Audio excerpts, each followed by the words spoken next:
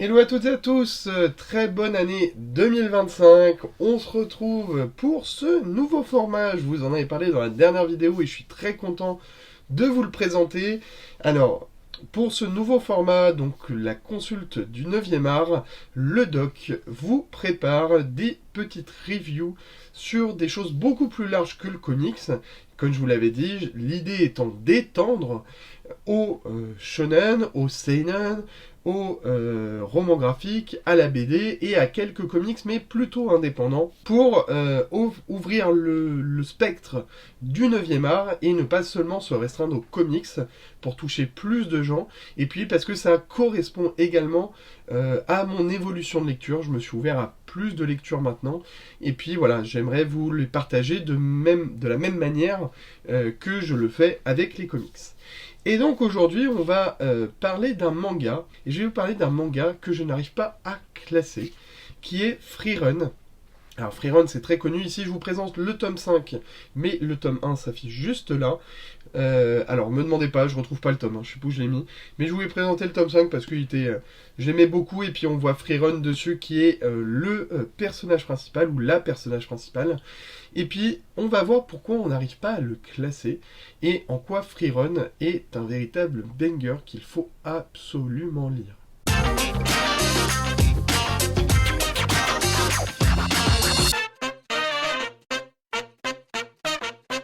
Alors, qu'est-ce que Frieren? Frieren est donc le manga éponyme à la personnage principale, qui est une elfe qui s'appelle Frieren.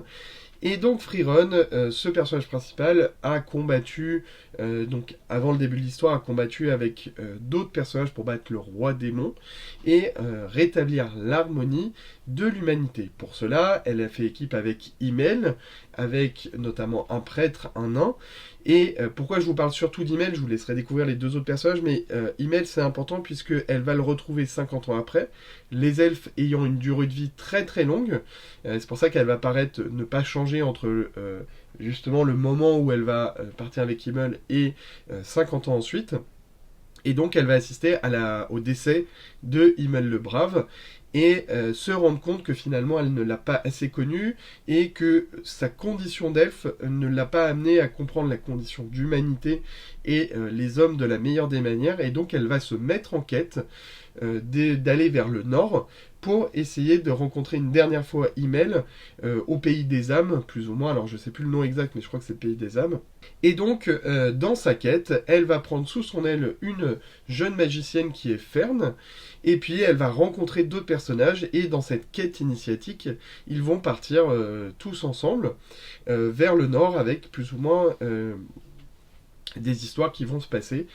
Donc Frieren est une elfe qui manie parfaitement la magie, qui va chercher des grimoires et des sorts magiques tout au long de son histoire. Ce manga étiqueté shonen qui, au scénario, voit Kanehito Yamada et au dessin Tsukasa Abe. Il est étiqueté shonen, mais pour moi c'est pas un vrai shonen comme on peut les entendre, où ça va taper fort, où il y a cette quête initiatique avec ce concours comme on peut le voir dans My Hero Academia, dans Naruto, dans DBZ, où là c'est un shonen qui est vraiment à l'intention des adolescents, avec cette quête d'évolution pour être le meilleur, tout en s'aidant de ses amis. Ça, on retrouve l'aide avec ses amis et cette communauté, mais c'est beaucoup plus mature dans l'approche. Et donc, si on doit dire que c'est un shonen, c'est peut-être un shonen plus mature, plus ce qui se passe d'ailleurs à la fin peut-être de MHA, où ça devient un peu plus mature, et ça, on sent que l'histoire évolue avec son lecteur. Là, d'emblée, on est sur un shonen qui tire un peu vers le seinen au niveau des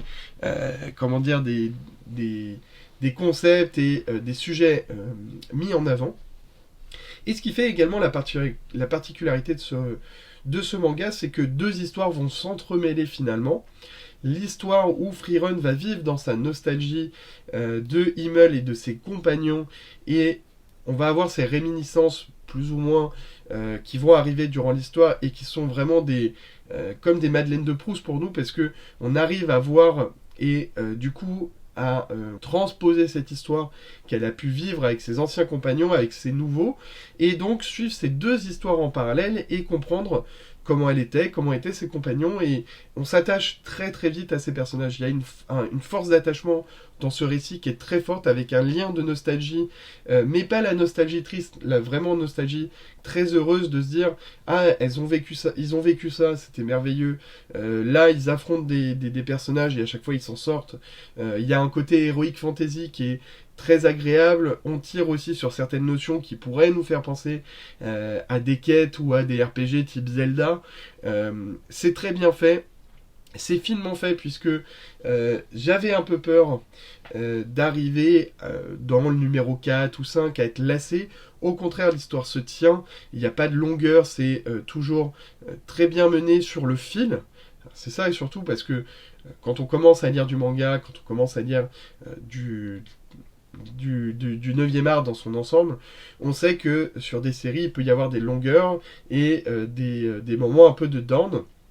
Pour l'instant, je suis au numéro 7 sur les 13 numéros qui sont actuellement sortis et il n'y a aucune longueur et je prends toujours un plaisir monstre à lire ces histoires et à voir évoluer ces personnages. Ce que j'aime beaucoup finalement dans tout ça aussi, c'est la quête d'humanité de Freerun.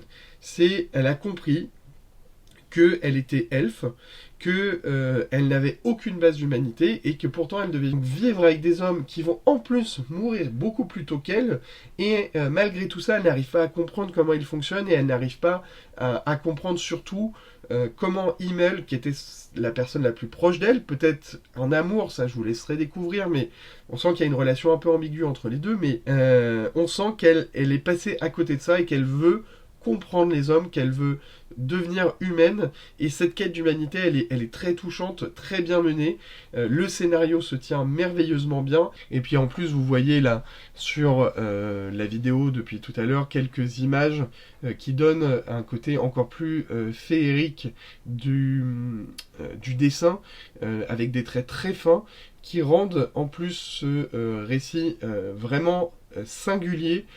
Et c'est pour ça que Freerun, pour moi, est un shonen, seinen, étiquetez-le comme vous voulez, mais en tout cas un manga qui doit vraiment être lu. Alors, qui peut être lu à partir de, je pense, la fin de l'adolescence. Même avant, on peut le lire, hein. Il n'y a pas de souci, mais peut-être qu'on passera à côté de certaines choses. En tout cas, on pourra le relire par la suite, parce que je pense qu'il y a un deuxième niveau de lecture qui est assez intéressant, mais c'est du grand public, mais en même temps avec des sujets très humains et très tirés qui vont parler à tout le monde. C'est vraiment l'un des meilleurs mangas que j'ai pu lire, tout style confondu. Donc, ce manga-là, je vous le conseille, mais à 1000%, et je suis très heureux de commencer ce nouveau format par ce manga et de vous le présenter parce que ça fait X temps que je veux vous le présenter, que je veux vous donner envie d'aller le lire.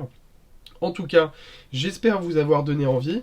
Et puis si vous voulez même continuer sur Freerun, il y a un très beau artworks qui est sorti, là je l'ai toujours pas déballé parce que je l'ai lu, je l'ai feuilleté et franchement il est magnifique et j'ai tellement pas envie de l'ouvrir, mais c'est juste sublime. Il y a donc ce artbook qui rend grâce en plus au dessin de AB. Donc voilà, un très bon manga que je vous invite à aller lire et donnez-moi d'ailleurs votre retour si vous avez aimé, moins aimé, hein, c'est possible aussi.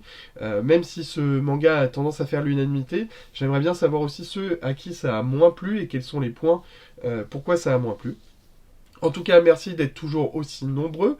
J'espère que vous serez nombreux sur ce nouveau format. Dites-moi si ça vous plaît, si ça vous plaît pas. Mais je suis très content déjà de l'avoir fait, d'avoir été jusqu'au bout. Et sûrement un prochain numéro dans pas longtemps. Peut-être plus de la BD ou du roman graphique. J'ai 2-3 idées. Mais en tout cas, ça va revenir vite. Et en tout cas, en attendant, portez-vous bien. Et merci encore. Si vous aimez, likez, abonnez-vous et surtout partagez. Allez, salut. Viens voir le docteur.